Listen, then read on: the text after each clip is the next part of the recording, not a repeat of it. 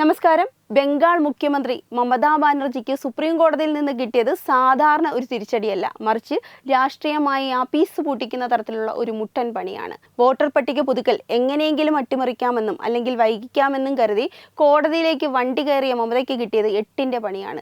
SIR നിർത്തിവെക്കൽ മാത്രമല്ല, അതിന് മേൽനോട്ടം വഹിക്കാൻ ജഡ്ജിമാരെ തന്നെ ഇറക്കുമെന്ന് സുപ്രീം കോടതി പ്രഖ്യാപിച്ചതോടെ മമതയുടെ തന്ത്രങ്ങളെല്ലാം വെള്ളത്തിലായിരിക്കുകയാണ്.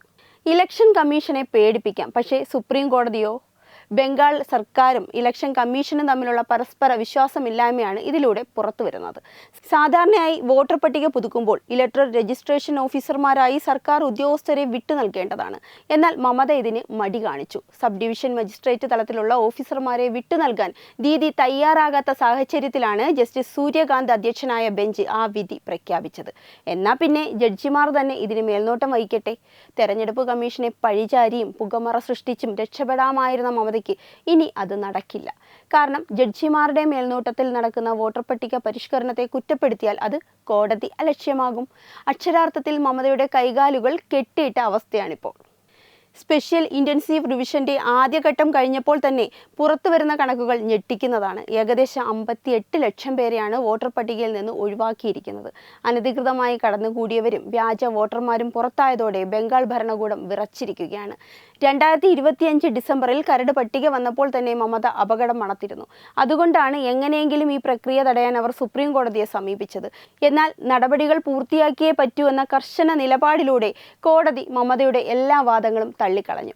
കോടതിയിൽ മമതാ ബാനർജി നേരിട്ടത് എല്ലാവർക്കും അറിയാവുന്ന കാര്യമാണ്. എന്നാൽ ഒന്നുകൂടി പറയാം, കോടതിയിൽ മമതാ ബാനർജി അന്ന് നേരിട്ടത് വലിയ നാണക്കേടാണ്. സ്വയം വാദിക്കാനോ സംസാരിക്കാനോ മുതിർന്ന മമതയോട് മിണ്ടാതിരിക്കാനും വക്കീൽ സംസാരിക്കട്ടെ എന്നും കോടതിക്ക് അന്ന് പറയേണ്ടി വന്നു. ഒരു മുഖ്യമന്ത്രിക്ക് കോടതിയിൽ നിന്ന് കിട്ടാവുന്നതിൽ വെച്ച് ഏറ്റവും വലിയ റോസ്റ്റായിരുന്നു അത്.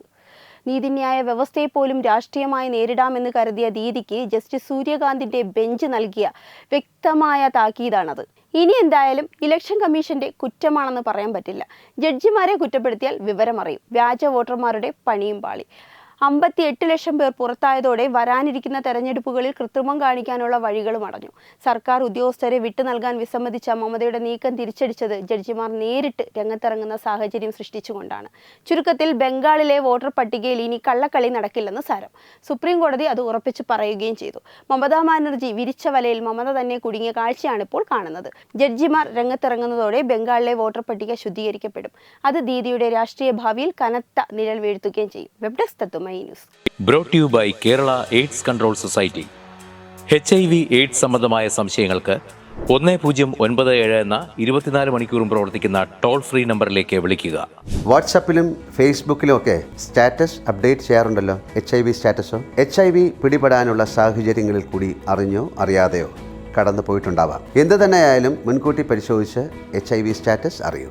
സൗജന്യ HIV പരിശോധനയും കൗൺസിലിങ്ങും ആരോഗ്യ കേന്ദ്രങ്ങളിൽ പ്രവർത്തിക്കുന്ന ICTC അഥവാ ജ്യോതിസ് കേന്ദ്രങ്ങളെ സമീപിക്കുക. നിങ്ങളുടെ സ്റ്റാറ്റസ് എന്തായാലും വിവരങ്ങൾ രഹസ്യമായി സൂക്ഷിക്കുന്നതായിരിക്കും.